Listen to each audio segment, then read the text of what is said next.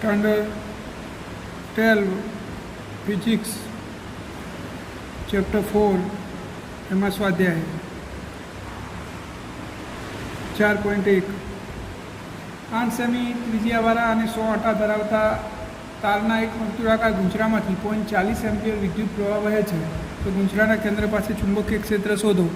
આપણને અહીંયા ત્રિજ્યા આપેલી છે 8 સેમી, આંટાની સંખ્યા 100, પ્રવાહ 0.4 એમ્પિયર. તો આપણી જોડે ગુંજરું છે તારનું, તો એના કેન્દ્ર આગળ આપણે ચુંબકીય ક્ષેત્ર શોધવાનું છે. તો ગુંજરાના કેન્દ્ર આગળ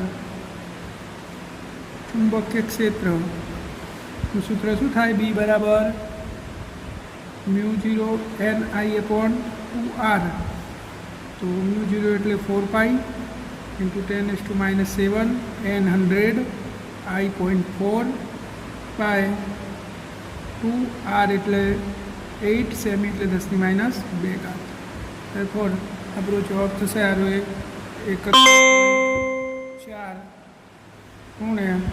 × 10⁻⁵ ટેસ્લા. તો આપણે 1 પોઈન્ટ આમ જઈએ તો 3.14 × 10⁻⁴ ટેસ્લા. આ આપણો જવાબ થઈ ગયો. ખૂબ જ સરળ દાખલો છે, ખાલી સૂત્રમાં કિંમત ટ્રાન્સફર કરવાની છે. હવે સ્વાધ્યાયનો 4.2 એક લાંબા સીધા તારમાંથી 35 એમ્પિયર વિદ્યુત પ્રવાહ વહે છે. તારથી 20 સેમી અંતરે રહેલા કોઈ બિંદુ પાસે ચુંબકીય ક્ષેત્રનું મૂલ્ય કેટલું હશે? તો એક સીધો તાર છે જેમાંથી 35 એમ્પિયર પ્રવાહ વહે છે. તો અહીંયાથી 20 સેમી દૂર ચુંબકીય ક્ષેત્ર શોધવાનું છે. તો તારનું ચુંબકીય ક્ષેત્રનું સૂત્ર શું? તારના ચુંબકીય ક્ષેત્રનું સૂત્ર બી બરાબર μ0 I/2πr. આપણું આ સૂત્ર છે. તો આમાં આપણે કિંમત મૂકી દઈએ. અતિલાંબા પ્રવાહધારિત તારનું સૂત્ર છે આ 4π × 10⁻⁷ I છે 35 ભાગ્યા 2π અને આરની કિંમત છે 20 સેમી એટલે 10⁻². પાઈ કેન્સલ, 2 × 4 કેન્સલ એટલે 10⁻1 વધી એટલે 35 × 10⁻6 ટેસ્લા. આટલું ચુંબકીય ક્ષેત્ર તારની 20 સેમી દૂર ઉદ્ભવશે. ખૂબ જ સરળ દાખલો, સીધી કિંમત ટ્રાન્સફર કરવાની છે.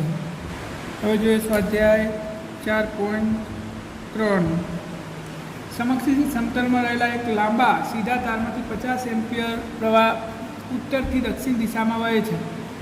તારની પૂર્વમાં 2.5 મીટર અંતરે આવેલા કોઈ બિંદુ પાસે બીનું મૂલ્ય અને દિશા કેટલા હશે? તો વિદ્યુત પ્રવાહ અહીંયા ઉત્તરથી દક્ષિણ દિશામાં વહે છે એટલે આપણે આવું કહીએ, આને ઉત્તર દિશા લઈ લઈએ, આ દક્ષિણ. તો પ્રવાહ છે આપણો એ આ તરફ જઈ રહ્યો છે. તો આ આપણી પૂર્વ દિશા અને આપણી પશ્ચિમ દિશા. તો અહીંયા પૂર્વ દિશા તરફ, પૂર્વ દિશામાં 2.5 મીટર અંતરે, 2.5 મીટર અંતરે અહીંયા ચુંબકીય ક્ષેત્રનું મૂલ્ય અને દિશા શોધવાના છે. તો મૂલ્ય તો આપણે આ જે સૂત્ર વાપરીએ સૂત્ર પ્રમાણે શોધી શકીએ. તારનું ચુંબકીય ક્ષેત્ર, તારનું ચુંબકીય ક્ષેત્ર બી બરાબર μ0 I/2πr. તો μ0 4π × 10⁻⁷ I કેટલો છે? I આપણો છે 50, 2π અને આરની કિંમત છે 2.5. તો પાઈ કેન્સલ અને બાકી થશે શું? 2 વધે અહીંયા અને આરાએ 20, 2.5 ગુણ્યા એટલે 20 × 40, 40 × 10⁻⁷ એટલે કે 4 × 10⁻⁴ ટેસ્લા. આટલું ચુંબકીય ક્ષેત્ર પૂર્વ દિશામાં 2.5 મીટર અંતરે ઉદ્ભવશે. હવે એની દિશા આપણે શોધવાની છે. તો આપણે દિશા શોધવા માટે કીધું હતું કે અંગૂઠો પ્રવાહની દિશામાં રાખીને સળિયાને આ રીતે પકડવાનું. આ પ્રવાહની દિશામાં અંગૂઠો હોય તો જો માન લો કે પ્રવાહ ઉત્તર દિશામાં હોત તો અહીંયા અંદર તરફ હોત, પણ પ્રવાહ નીચે તરફ છે, ચુંબકીય ક્ષેત્ર બહાર તરફ એટલે કે શિરોલંબ ઉપર તરફ હશે. બહાર તરફ એટલે શિરોલંબ ઉપર તરફ. તો દિશા જમણા હાથના નિયમ પ્રમાણે ઉપર તરફ હશે. તો આપણને દિશા મળી ગઈ. સ્વાધ્યાય 4.4 માથા પરથી પસાર થતી વીજળીના તારમાંથી 90 એમ્પીયર વિદ્યુત પ્રવાહ પૂર્વથી પશ્ચિમ દિશા તરફ વહે છે. એટલે આપણે અહીંયા માથા ઉપર તાર લઈ લઈએ. એક આ તાર છે આપણો, અહીંયા આપણે નીચે ઊભા છીએ અને આ માનો કે પૂર્વ દિશા છે અને આ પશ્ચિમ દિશા છે. અહીંયાથી પ્રવાહ આ દિશામાં વહે છે. તો આપણે 1.5 મીટર નીચે ચુંબકીય ક્ષેત્રનું મૂલ્ય, એટલે આ 1.5 મીટર અંતરે આપણે ચુંબકીય ક્ષેત્રનું મૂલ્ય અને દિશા શોધવાના છે. તો ખૂબ જ સરળ દાખલો, ઉપરના જેવો સેમ દાખલો છે, ખાલી ડાયમેન્શન બદલાય છે. તો તારનું ચુંબકીય ક્ષેત્ર B બરાબર μ0 I/2πr. તો μ0ની કિંમત 4π 10⁻⁷ I છે 90 ભાગ્યા 2π, આરની કિંમત છે 1.5 મીટર. તો આ પાઈ કેન્સલ, 2 દુ 4 2 વધ્યા, 15 90 એટલે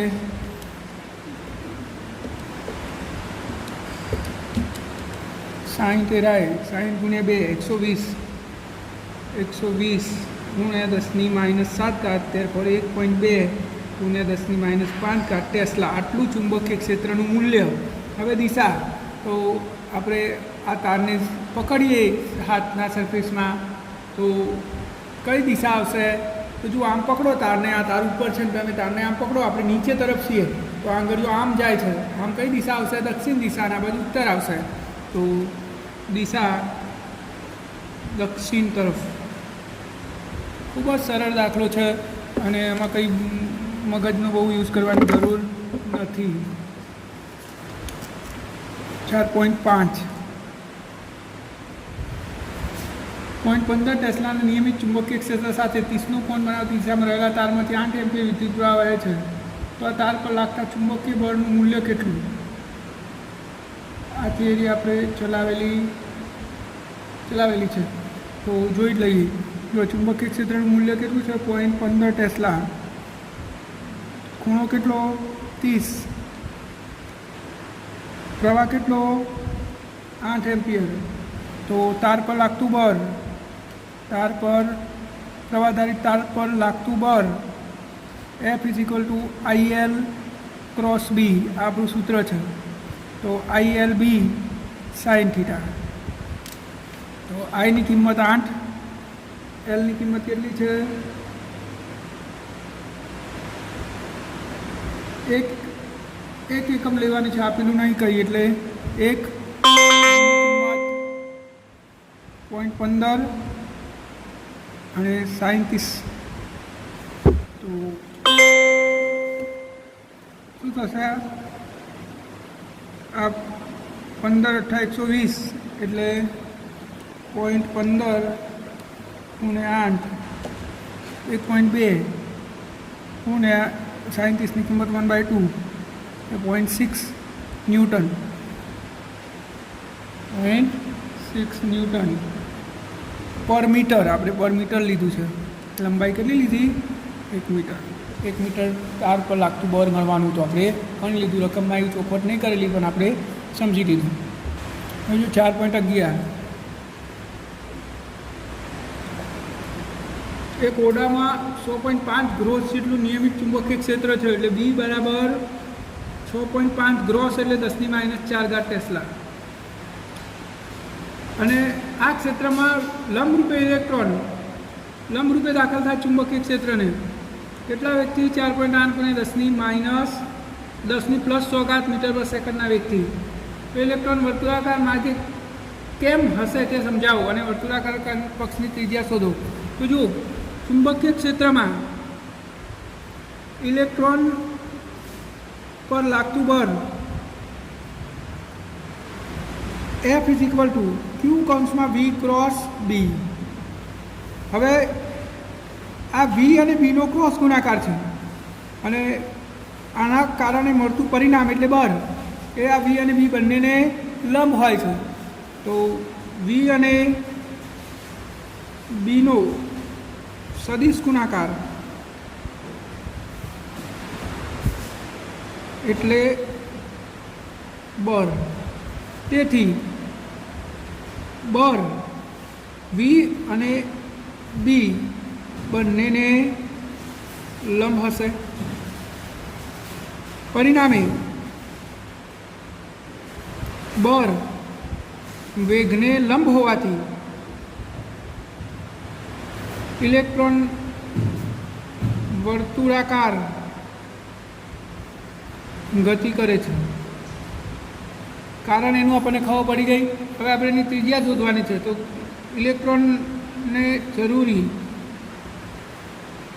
કેન્દ્રગામી બળ ક્યાંથી મળશે? ચુંબકીય બળમાંથી મળે છે. તો કેન્દ્રગામી બળ બરાબર ચુંબકીય બળ. કેન્દ્રગામી બળ એટલે mv²/r ઇઝ ઇક્વલ ટુ ચુંબકીય બળ કેટલું? ક્યુ વીબી સાઇન થીટા. સાઇન થીટાની કિંમત લંબ રૂપે છે એટલે 90. તો mv²/r બરાબર ક્યુ વીબી સાઇન 90ની કિંમત 1. તો r બરાબર mv²/ક્યુ વીબી, એક વખત વી કેન્સલ. તો r બરાબર mv/qb. કિંમત મૂકી દઈએ 9.1 × 10⁻31. વેગ આપેલો છે 4.8 × 10⁶ ભાગ્યા ક્યુની કિંમત ઇલેક્ટ્રોન પરનો ચાર્જ 1.6 × 10⁻19 અને ચુંબકીય ક્ષેત્રનું મૂલ્ય છે 100.5 × 10⁻4 ટેસ્લા. આપણે આનું કેલ્ક્યુલેશન કરી લઈએ. તો આનું કેલ્ક્યુલેશન થશે 4.2 અને ઘાત થશે 10⁻2 ઘાત. 19 ને 4 એટલે 23. 23 ને 6 29. 31માંથી 29 થાય તો -2 મીટર. આટલી ત્રિજ્યા આપણને ઇલેક્ટ્રોનના ગતિપથની મળશે. 4.2 × 10⁻2 ઘાત. આ 4.11 આપણો દાખલાનો જવાબ થશે. 4.2 × 10⁻2 ઘાત મીટર. એટલે તમે સેન્ટીમીટરમાં ફેરવો તો 4.2 સેમી. 4.2 સેમી. આપણે આગળનો દાખલો જોઈએ. આગળનો દાખલો છે 4.12. સ્વાધ્યાયમાં વર્તુળાકાર કક્ષામાં ઇલેક્ટ્રોનના ભ્રમણની આવૃત્તિ શોધો અને ઇલેક્ટ્રોનની ઝડપ પર આધાર રાખે છે કે કેમ એ પણ આપણે શોધવાનું છે. તો આવૃત્તિ શોધવાની છે આપણે અહીંયા. તો જુઓ અહીંયા આપણે આ ત્રિજ્યાનું સૂત્ર તો જાણીએ જ છીએ. mv/qb. r બરાબર mv/qb. વી બરાબર તમે r ઓમેગા મૂકી દો અને વી બરાબર r ઓમેગા. વી બરાબર r ઓમેગાની જગ્યાએ 2πf મૂકી દો. તો આપણે અહીંયા કિંમત મૂકી દઈએ. તો જો r is equal to m/qb અને વીની કિંમત શું છે? 2πf × r. આ એક r કેન્સલ. તો f બરાબર શું થશે? f બરાબર qb અપોન m એટલે પેલા 2πm. qb/2πm આવૃત્તિનું સૂત્ર થઈ ગયું. આમાંથી આપણે આવૃત્તિને સૂત્ર કરતાં બનાવ્યું. તો હવે આપણે આવૃત્તિની સૂત્રમાં કિંમતો મૂકી દઈએ. f બરાબર ક્યુની કિંમત 1.6 × 10⁻19. બીની કિંમત 100.5 × 10⁻4 ટેસ્લા ભાગ્યા 2π × m ઇલેક્ટ્રોનનું દર 9.1 × 10⁻31. આપણે આનું કેલ્ક્યુલેશન કરીએ એટલે આપણને આવૃત્તિ મળી જાય. તો આનું કેલ્ક્યુલેશન થશે 0.1819 × 10⁸. આપણે આવું કહી શકીએ 18.19 × 10⁶ હર્ટ્સ અથવા તો તમે f બરાબર 18.19 મેગાહર્ટ્સ કહી શકો. તો આટલી આવૃત્તિ સાથે તુલન કરશે અને આવૃત્તિ ઇલેક્ટ્રોનના વેગ પર આધાર રાખતી નથી. જો આવૃત્તિના સૂત્રમાં વેગ જ નથી એટલે કે વેગ પર આધારિત નથી. સ્વાધ્યાય 4.4. બે સમકેન્દ્રીય વર્તુળાકાર પૂંછડાઓ x અને y ત્રિજ્યા અનુક્રમે 16 અને 10 સેમી ઉત્તર દક્ષિણ દિશામાં રહેલા એક જ શિરોલંબ સમતલમાં રહેલ છે. એટલે સમકેન્દ્રીય એટલે એક રિંગ આ છે અને એક બીજી સમકેન્દ્રીય રિંગ મોટી ત્રિજ્યાની અહીંયા છે. આ એક્સ રિંગ અને આ Y ring. Sorry, X ring મોટી છે એટલે આ એક્સ રિંગ અને આ વાય રિંગ. આની ત્રિજ્યા 16 સેમી છે એને આપણે R1 કહી દઈએ અને નાની ત્રિજ્યા R2 કહી દઈએ. હવે આપણે આ ઉત્તર પૂર્વ દક્ષિણ આ પશ્ચિમ પૂર્વ દિશા તરફથી જોઈએ આ પૂર્વ, તો એક રીંગનો પ્રવાહ સમઘડી દિશામાં અને એક રીંગનો પ્રવાહ વિષમઘડી દિશામાં પસાર થાય છે. તો આર્ય જે એક્સ રીંગમાં છે વિષમઘડી દિશામાં, એટલે આમ આ દિશામાં અને આમાં આ દિશામાં છે. તો બંનેના કેન્દ્ર પર આપણે ચુંબકીય ક્ષેત્ર શોધવાનું છે. તો આપણે અહીંયા લખી દઈએ બધી વેલ્યુ પહેલાં. એક્સ કુંચરાની ત્રિજ્યા એટલે એને આપણે R1 અથવા RX કહી દઈએ. R1 કીધું છે પણ આપણે RX કહી દઈએ એટલે યાદ રહે. 16 સેમી, RY 10 સેમી, એક્સ કુંચરામાં આટાની સંખ્યા એટલે NX 20, NY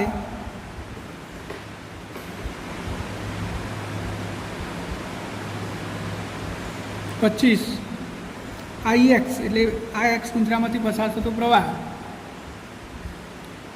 16 એમ્પિયર અને વાય કુંચરામાંથી પસાર થતો પ્રવાહ 18 એમ્પિયર. આટલું આપણને આપેલું છે.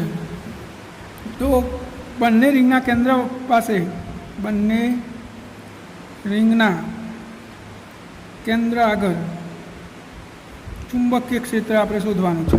તો પહેલાં આપણે એક્સ રિંગનું શોધીએ તો એનું ચુંબકીય ક્ષેત્ર આપણને અંદર તરફ મળશે. ક્યાં મળશે?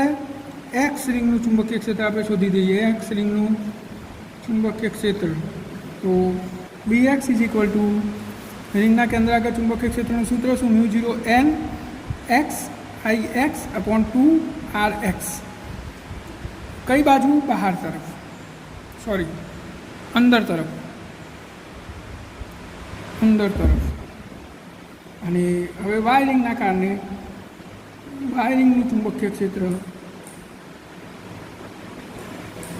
BY બરાબર μ0 NY IY અપોન 2RY. કઈ તરફ? બહાર તરફ. એનું પ્રવાહ વિરુદ્ધ દિશામાં છે તો બહાર તરફ. હવે પરિણામી ચુંબકીય ક્ષેત્ર શું થશે? તો બંને એક અંદર છે ને એક બહાર છે, તો બાદ બાકી થાય. એટલે કે વધારેમાંથી ઓછું આપણે બાદ કરવું પડશે. તો જેની ત્રિજ્યા મોટી છે એનું ચુંબકીય ક્ષેત્ર ઓછું થશે એટલે આપણે BYમાંથી BX બાદ કરી દઈએ. તો પરિણામી ચુંબકીય ક્ષેત્ર અથવા તો તમે માનાંકમાં મૂકી દો તો પણ ચાલે. તો B ઇઝ ઇક્વલ ટુ પરિણામી ચુંબકીય ક્ષેત્ર B is equal to BY minus BX માનાંકમાં. આપણને ખબર ના પડે વધારે કયું ઓછું કયું તો માનાંકમાં મૂકી દેવાનું. કિંમતો મૂકી દઈએ. μ0 NY IY upon 2RY minus μ0 NX IX ભાગ્યા 2RX. તો આપણે જે કોમન છે કોમન કાઢી લઈએ. μ0 કોમન અને નીચે 2 કોમન. બાકીનું બધું ટ્રાન્સફર કરી દઈએ. તો NY IY upon RY minus NX IX upon RX. હવે આપણે કિંમતો ટ્રાન્સફર કરીએ તો μ0ની કિંમત 4π10⁻⁷/2. NY એટલે NY આપણો કેટલો હતો? 25, IY 18 ભાગ્યા RX 16 ગુણ્યા 10⁻². 16 નહીં 10 માઇનસ અહીંયા NX 16, IX 16 અને NX 20 ભાગ્યા RX 16 10⁻². હવે આપણે કેલ્ક્યુલેશન કરી દઈએ તો અહીંયા 2π એટલે 100.28 ગુણ્યા 10⁻⁷, નીચે 10⁻² કોમન, અહીંયા પછી ગુણ્યા 18 ભાગ્યા 10 45 માઇનસ અહીંયા 16 ગુણ્યા 20 ભાગ્યા 16 20 16 કેન્સલ 20 તો 45માંથી 20 થાય તો 25 વધ્યા. 25 ગુણ્યા 100.28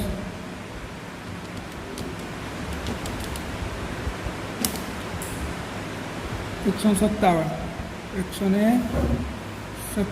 ગુણ્યા 10⁻5 ટેસ્લા. કયું પરિણામ કયું આવશે? તો BY બહાર તરફ હતું, વધારે હતું, તો પરિણામી ચુંબકીય ક્ષેત્ર બહાર. તો આ દાખલો ખૂબ જ સરળ છે. એક રિંગનું શોધ્યું, બીજી રિંગનું શોધ્યું, બે વિરુદ્ધ દિશામાં છે તો બાદ બાકી કરી દીધું. તો સીધો જવાબ આવી ગયો. બહાર તરફનો અર્થ શું થાય? બહાર તરફ એટલે આમ, એટલે પશ્ચિમ દિશા પણ તમે લખી શકો. હવે આપણે દાખલો જોઈએ આગળનો.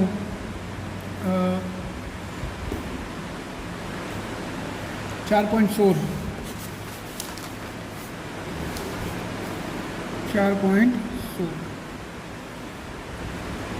આર ત્રિજ્યા અને એન આટા ધરાવતા ગૂંથરામાંથી વિદ્યુત પ્રવાહ પસાર થાય છે અને તેની અક્ષ પર તેના કેન્દ્રથી એક્સ અંતરે ચુંબકીય ક્ષેત્રનું મૂલ્ય આટલું છે, તો દર્શાવો કે ગૂંથરાના કેન્દ્ર પાસે આ સમીકરણ જાણીતા સમીકરણ જેવું જ બને છે. તો આપણને અહીંયા એક્સ ગૂંથરાની અક્ષ ઉપર ચુંબકીય ક્ષેત્રનું સૂત્ર આપેલું છે, બી બરાબર μ0 NIR² ભાગ્યા 2x² પ્લસ r² 3/4. આવું આપણને સૂત્ર આપેલું છે. આપણે કેન્દ્ર પાસે ચુંબકીય ક્ષેત્ર શોધવાનું છે. તો કેન્દ્ર પાસે ચુંબકીય ક્ષેત્ર માટે કેન્દ્ર થાય તો એક્સ બરાબર શું થઈ જાય? 0. કારણ કે આપણી રીંગ છે આ એની અક્ષ, આપણે અક્ષ ઉપર એક્સ અંતરે ચુંબકીય ક્ષેત્ર શોધ્યું હતું તો આપણને આટલું મળ્યું. પણ હવે આપણે કેન્દ્ર પાસે શોધવું છે તો એક્સની કિંમત શું થઈ જાય? 0. તો μ0 NIR² ભાગ્યા એક્સની કિંમત 0 તો 2r² કઈ કેન્સલ તો r3. તો μ0 n આ એક વખત r² કેન્સલ તો NI/2r. આ વર્તુળના કેન્દ્ર પાસે ચુંબકીય ક્ષેત્રનું સૂત્ર આવી ગયું. આપણે આટલું સાબિત કરવાનું હતું. હવે જે બીજો પાર્ટ છે એ ખૂબ જ અગત્યનો છે. બે સમાંતર એક અક્ષ પર આવેલા સમાન ત્રિજ્યા આરના ગૂંથરા વિચારો, જેમાં આંટાની સંખ્યા n છે તથા એક જ દિશામાં સમાન વિદ્યુત પ્રવાહ ધરાવે છે અને તેમની વચ્ચેનું અંતર પણ r છે. દર્શાવો કે બે ગૂંથરાના મધ્યમાં તેની અક્ષ પર આવેલા બિંદુની આસપાસ આરની સરખામણીમાં નાના અંતર સુધી ચુંબકીય ક્ષેત્ર અચળ રહે છે, જે લગભગ 0.72 μ0 NI પણ r વડે દર્શાવી શકાય. તો રકમ હું તમને પહેલાં સમજાવવાનો પ્રયત્ન કરું. એક ગૂંથરું અહીંયા છે અને આની જ અક્ષ ઉપર એક બીજું ગૂંથરું અહીંયા છે.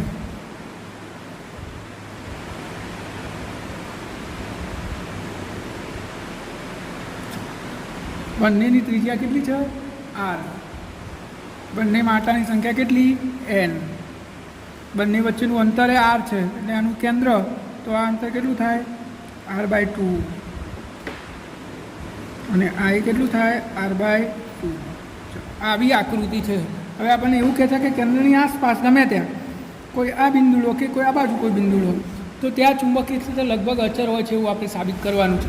હવે બંનેમાં પ્રવાહ એક જ દિશામાં છે તો આ ગૂંથરાને તમે આમ પકડો અંગૂઠા સાથે તો ચુંબકીય ક્ષેત્રના અંદર તરફ મરે, તો આનું એ અંદર તરફ જ મળશે એટલે બંને ચુંબકીય ક્ષેત્રનો સરવાળો થશે.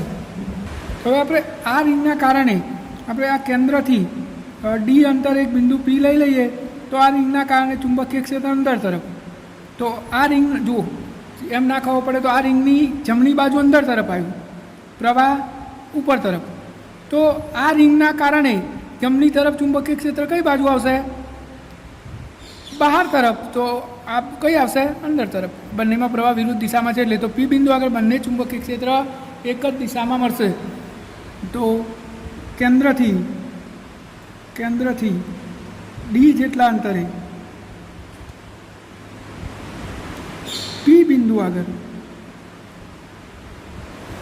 ચુંબકીય ક્ષેત્ર બંને રીંગના કારણે એક જ દિશામાં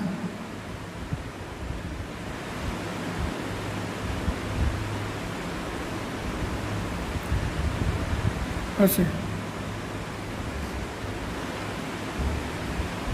બંને રીંગના કારણે ચુંબકીય ક્ષેત્ર એક જ દિશામાં છે તો બંનેનું શું થઈ જશે? સરવાળો. તો હવે આ અંતર કેટલું થયું? જો આ રીંગના કેન્દ્રથી આ અંતર કેટલું થાય? r/2 plus D. આટલું r/2 તો ખરું જ અને આટલું ડી, તો r/2 પ્લસ ડી. અને આ રીંગના કેન્દ્રથી આ અંતર કેટલું થશે? તો આટલું r/2 છે એમાંથી ડી બાદ કરી દો તો આ કેટલું થશે? r/2 માઇનસ ડી થશે. તો હવે કેન્દ્ર પી બિંદુ આગળ ચુંબકીય ક્ષેત્ર બી બરાબર પહેલાં આ રિંગનું કેટલું થશે? રિંગનું ચુંબકીય ક્ષેત્રનું સૂત્ર mu 0 n I r square plus 2 એક્સની જગ્યાએ શું અંતર છે આપણું? r પ્લસ 2d અને એનો વર્ગ પ્લસ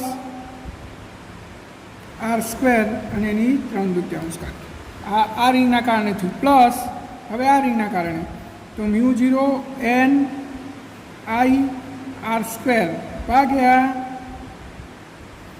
2 કૌંસમાં r/2 માઇનસ d અને એનો વર્ગ પ્લસ r સ્ક્વેર અને એની 3/4 ઘાત. આ કુલ ચુંબકીય ક્ષેત્ર થયું આર્ય રિંગનું અને આર્ય રિંગનું બે એક જ દિશામાં છે એટલે સરવાળો. આપણે જે અચળ પદો છે કોમન કાઢ લઈએ તો b બરાબર મ્યુ 0 અચળ, n અચળ, I અચળ, r સ્ક્વેર અચળ. નીચે 2 બંનેના ગુણાકારમાં 2 છે તો 2 અચળ, તો 2 કોમન કાઢ લઈએ.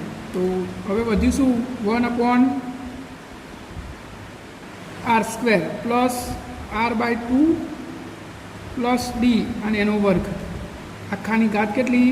3/4 પ્લસ અહીંયા એ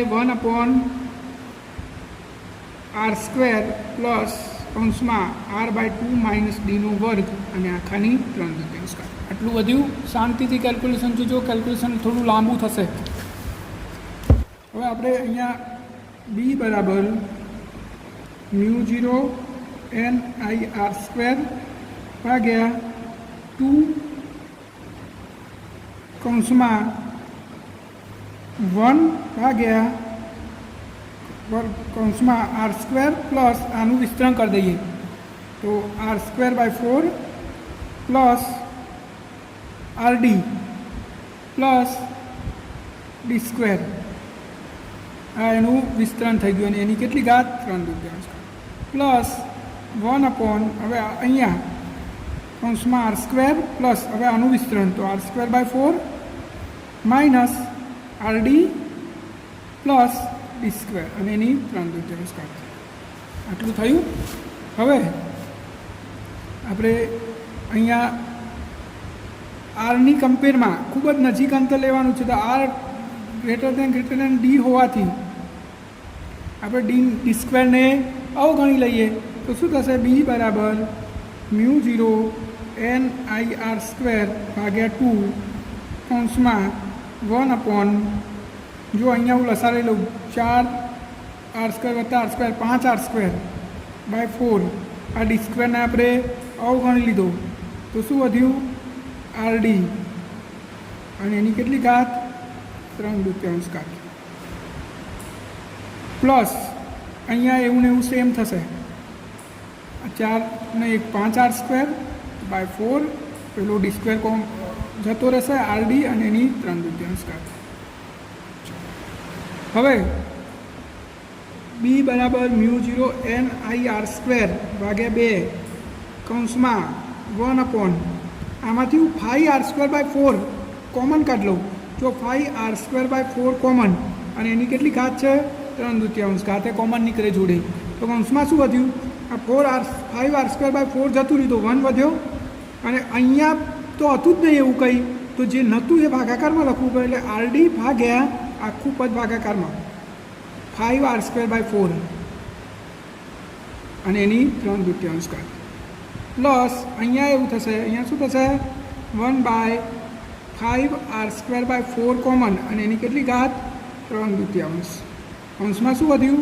1 minus rd by 5r square by 4 અને એની 3/4 ઘાત.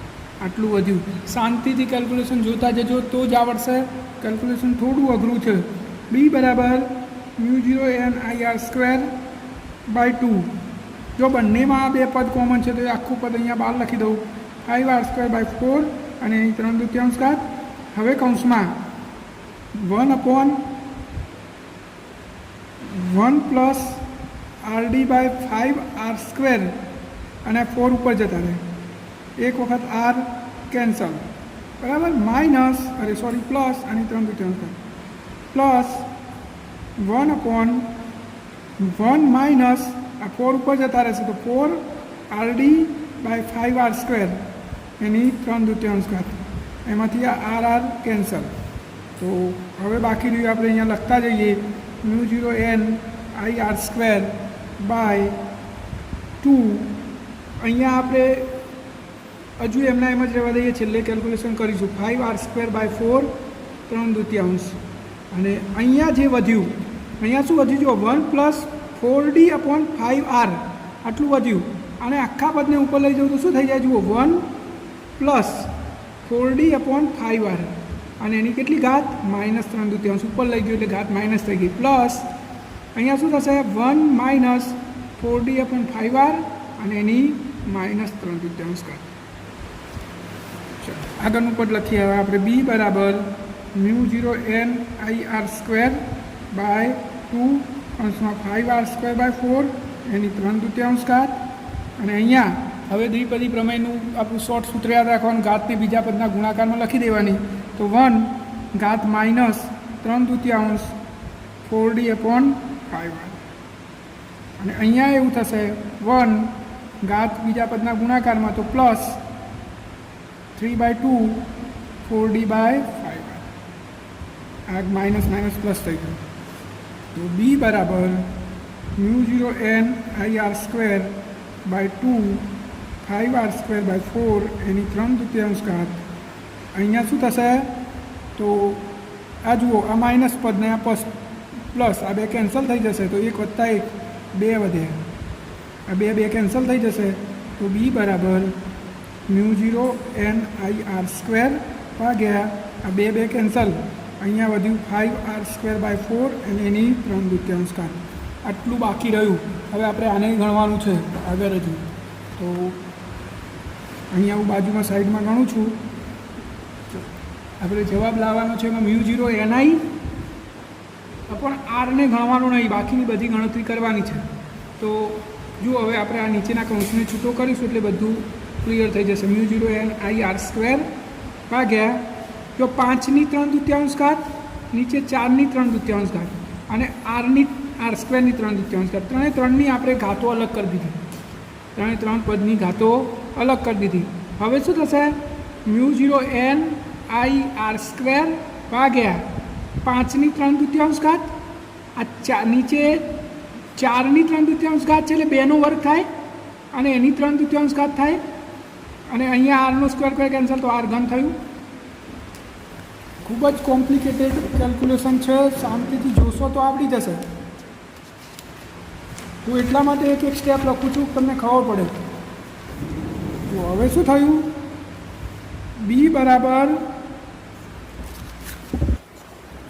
જો જે ઉપર છે એમના એમ લખી દઉં છું NIR². નીચે શું થયું જો 5ની 3/2 ઘાત ભાગ્યા આ વર્ગ કેન્સલ તો 2ની 3 ઘાત અને અહીંયા આરની 3 ઘાત આટલું વધ્યું હતું. હવે 2ની 3 ઘાત ઉપર જતી રહી એટલે 8 μ0ni અને આ એક વખત R² કેન્સલ તો નીચે શું વધ્યું 5ની 3/2 ઘાત R આટલું વધ્યું. હવે આપણે જે નહીં ગણવાનું એ μ0ni નહીં ગણવાનું, ભાગાકારમાં R નહીં ગણવાનું તો અહીંયા વધીશું 8 ભાગ્યા 5ની 3/2 ઘાત. હવે therefore μ0ni/R ગુણ્યા આ 5ની 3/2 ઘાત એટલે 125નું વર્ગમૂળ 11.8 ભાગ્યા 11.18 તો 8 ભાગ્યા 11.18 જવાબ થશે 0.71 એટલે 0.71 6 એટલે 0.72 તો 0.72 μ0ni/R આ આપણો જવાબ આવી ગયો. ખૂબ જ લાંબુ કેલ્ક્યુલેશન છે, અઘરું તો ના કહી શકાય પરંતુ લાંબુ છે. તો ફરીથી આખો દાખલો હું તમને સમજાવી દઉં છું. એટલેથી આપણે શરૂ કર્યું. 2 રીંગો છે, 2 રીંગોની ત્રિજ્યા R છે, બંનેમાં આંટાની સંખ્યા n છે અને બંને વચ્ચેનું અંતર કુલ અંતર R છે. તો 2 રીંગના કેન્દ્રથી આ અંતર R/2 થાય અને આ કેન્દ્રથી અંતર R/2 થાય. આપણે શોધવાનું એવું કીધું છે કે આ કેન્દ્રથી ખૂબ નજીક અંતર એટલે ડી આરની કમ્પેરમાં ખૂબ જ નાનો હોય એવી જગ્યાએ, એટલે કે આ બિંદુ આગળ ચુંબકીય ક્ષેત્ર લગભગ અચર હોય છે એવું આપણે સાબિત કરવાનું છે. તો આપણે આ બિંદુ અહીંયા લઈ લીધું. તો હવે આ રીંગના કેન્દ્રથી આ અંતર કેટલું થાય, આટલું R/2 અને આ ડી એટલે R/2 + D અને આટલેથી આ અંતર કેટલું થાય તો આખું r/2 છે, એમાંથી આ d બાદ કરી દો એટલે r/2 - d. હવે બંને રિંગમાં પ્રવાહ એક જ દિશામાં હોવાથી અહીંયા ચુંબકીય ક્ષેત્ર આ બિંદુ આગળ ચુંબકીય ક્ષેત્ર એક જ દિશામાં હશે એટલે બંને રિંગોના ચુંબકીય ક્ષેત્રનો શું થશે સરવાળો. તો આપણે રિંગના ચુંબકીય ક્ષેત્રનું સૂત્ર લખ્યું અહીંયા પ્લસ આર્યા રિંગનું આ બંનેનો સરવાળો કરી દીધો, એમાંથી આટલું અચર હતું એ બહાર કાઢી લીધું તો આટલું વધ્યું. હવે આગળ શું કર્યું આપણે તો આ જે કૌંસમાં જે આ વર્ગવાળું પદ છે એનું વિસ્તરણ કરી દીધું બે બાજુ. હવે આરની કમ્પેરમાં ડી ખૂબ જ નાનો છે એટલે આપણે ડી સ્ક્વેરવાળું પદ બંને પદોમાંથી અવગણી લીધું તો આટલું વધ્યું. હવે શું કર્યું નીચેથી આ 5r²/4 કોમન કાઢ્યું. હવે તમે કોમન કાઢો તો ઉપરની ઘાતે કોમન નીકળે એટલે આ રીતે કોમન થયું બંનેમાં અને એને કૌંસની બહાર લાવી દીધું તો આટલું વધ્યું. હવે એની અંદર શું થયું કૌંસમાં તો 4ને આપણે ઉપર લઈ ગયા અને એક r કેન્સલ કરી દીધો તો આટલું વધ્યું. અને આ નીચેના પદને આપણે ઉપર લઈ જઈએ તો ઘાત માઇનસ થઈ ગઈ. દ્વિપદી પ્રમેય વાપરો આ ઘાત પહેલાં બીજા પદના ગુણાકારમાં તો આ બે પ્લસ માઇનસ પદ ઉડી ગયા તો 2 વધ્યા અને પછી બાકીનું કેલ્ક્યુલેશન કરી દીધું તો આપણો જવાબ આવ્યો 0.72 μ0 એના એ પણ આ જો μ0 અચર n અચર i અચર r અચર એટલે કે b = અચર. તો દાખલો થોડો લાંબો છે પરંતુ તમે શાંતિથી જોશો તો તમને આવડી જાય એવો છે.